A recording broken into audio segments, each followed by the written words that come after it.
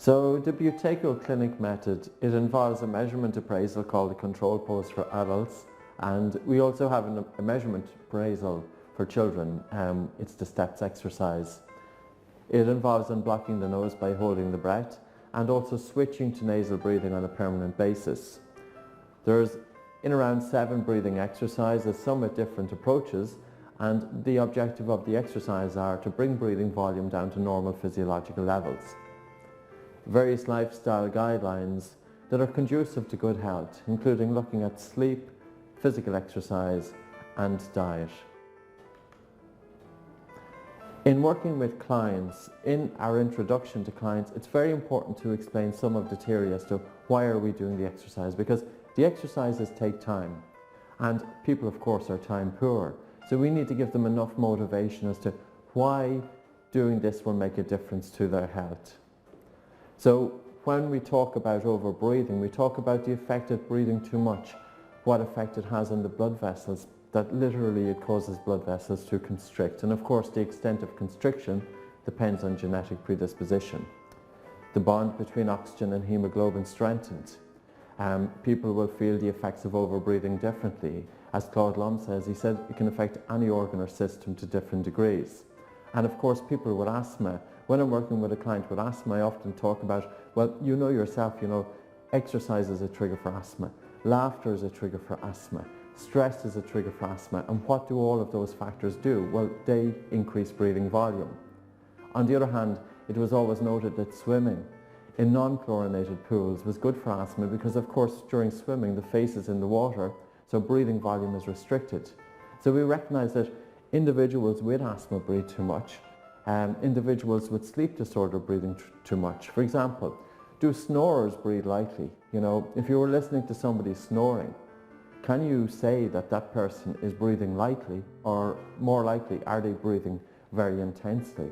Somebody with obstructive sleep apnea, which is the next progression to snoring, again their breathing volume is very, very big.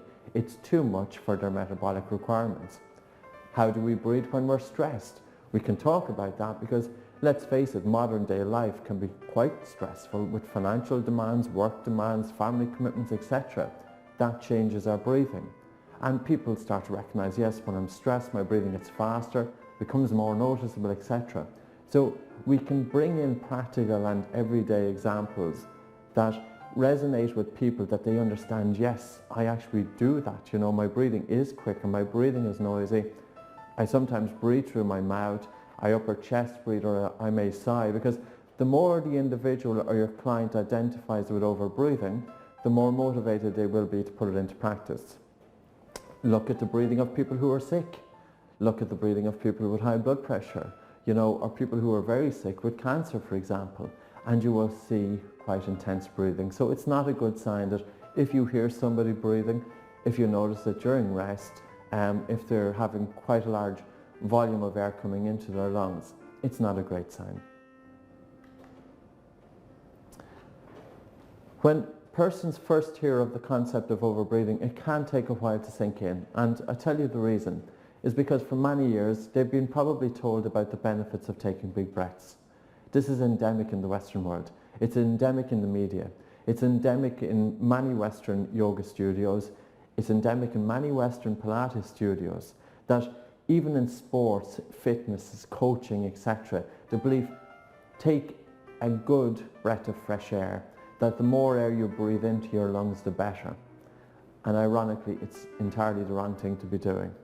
So literally what we are doing is we're educators in a way that we're changing mindsets. We're showing people, yes, just as food is good, you still need to eat a certain amount of food every day, not to overeat. Well, air is good too. It's fundamental to life, but not to be over-breathing.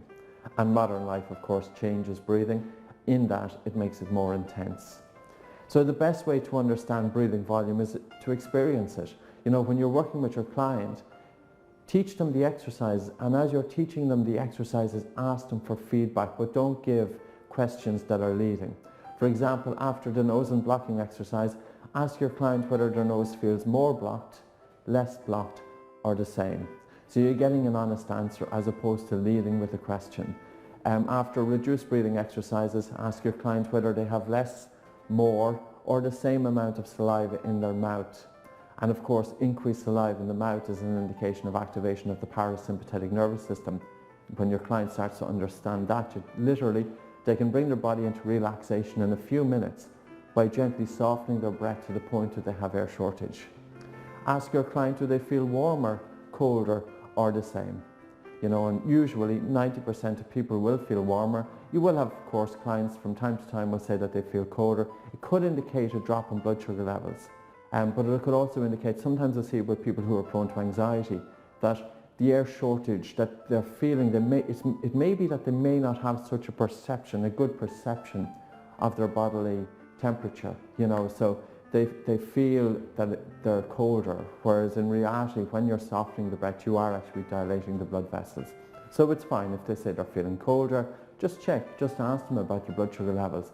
And continue working with them with their reduced breathing, because usually it's going to be your eyes that are the feedback anyway. As you work with your clients, look at your clients' breathing and you should see a visible change to their breath. So as each week progresses, ask the client how do they feel as their control pause is increasing, as they're putting the breathing exercise into practice.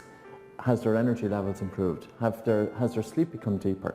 Has their snoring reduced?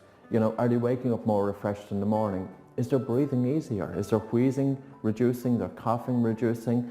Is their nose less congested? Do they feel calmer?